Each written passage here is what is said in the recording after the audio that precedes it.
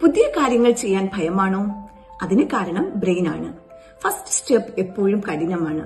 അത് നിങ്ങൾ വീക്കായത് കൊണ്ടല്ല, ബ്രെയിൻ നമ്മെ പ്രൊട്ടക്ട് ചെയ്യാൻ ശ്രമിക്കുകയാണ്.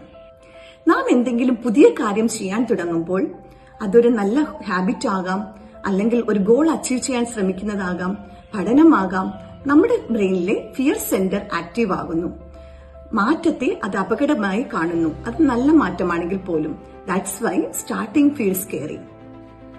അതുകൊണ്ടാണ് നാം അത് പിന്നെയാകാം അല്ലെങ്കിൽ നാളെയാകാം എന്ന് മാറ്റിവെക്കുന്നത്. ന്യൂറോ സയൻസ് പറയുന്നത് നാം ഒരു ചെറിയ ആക്ഷൻ എങ്കിലും എടുത്തതിന് ശേഷമാണ് മോട്ടിവേഷൻ വരുന്നത്.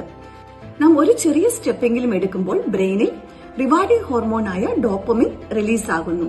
അത് കൂടുതൽ കാര്യങ്ങൾ ചെയ്യാനായിട്ട് നമുക്ക് മോട്ടിവേഷൻ നൽകുന്നു. പിന്നീടുള്ള സ്റ്റെപ്സ് നമുക്ക് വളരെ ഈസിയായി തോന്നുന്നു. ഇതിനെ സെഗർനിക് ഇഫക്റ്റ് എന്നാണ് പറയുന്നത്. തുടങ്ങുമ്പോൾ കോൺഫിഡൻസ് ഉണ്ടാകണമെന്നില്ല, എന്നാൽ തുടങ്ങിക്കഴിയുമ്പോൾ തീർച്ചയായും നമുക്ക് കോൺഫിഡൻസ് ഉണ്ടാകും. മോട്ടിവേഷന് വേണ്ടി കാത്തിരിക്കരുത്, പെർഫെക്ഷന് വേണ്ടിയും വെയിറ്റ് ചെയ്യരുത്.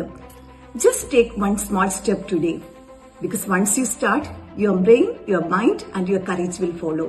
Keep growing. Have a great day.